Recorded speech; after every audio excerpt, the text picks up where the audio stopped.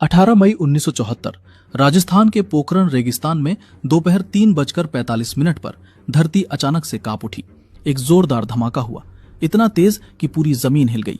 लेकिन यह कोई साधारण धमाका नहीं था, यह था भारत का पहला एटॉमिक टेस्ट, स्माइलिंग बुद्धा। पूरी दुनिया सोच रही थी कि भारत नॉन अलाइनमेंट की नीति अपनाकर अपनी जरूरतें पूरी कर पाएगा या नहीं, और इसी बीच भारत ने परमाणु बम बना लिया। अमेरिका के होश उड़ गए, यूके, फ्रांस और कनाडा सभी हैरान रह गए।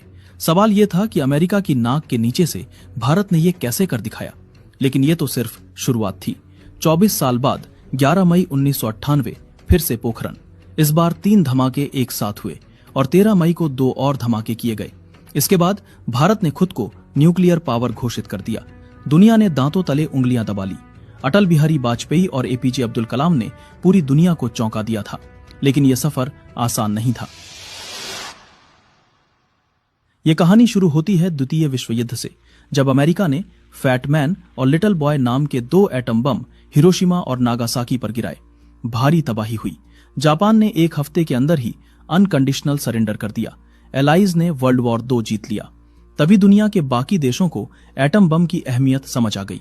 अमेरिका के बाद रूस ने 1949 में टेस्ट किया, यूके ने 1952 में, फ्रांस ने 1960 में और चाइना ने 1964 में।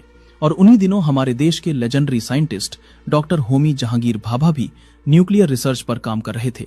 वो भारत को एटॉमिक पावर बनाने में जुटे हुए थे, लेकिन सरकार ने कभी भी उन्हें न्यूक्लियर बम बनाने की परमिशन नहीं दी। लेकिन उसी समय कुछ ऐसा हुआ जिसने पूरे भारत को हिला दिया। 1962 चीन ने भारत पर अचानक हमला कर अक्साई चिन पर कब्जा कर लिया था। भारत की हार हो गई। हजारों जवान शहीद हुए। 38,000 वर्ग किलोमीटर भारतीय जमीन चाइना के कब्जे में चली गई। और तभी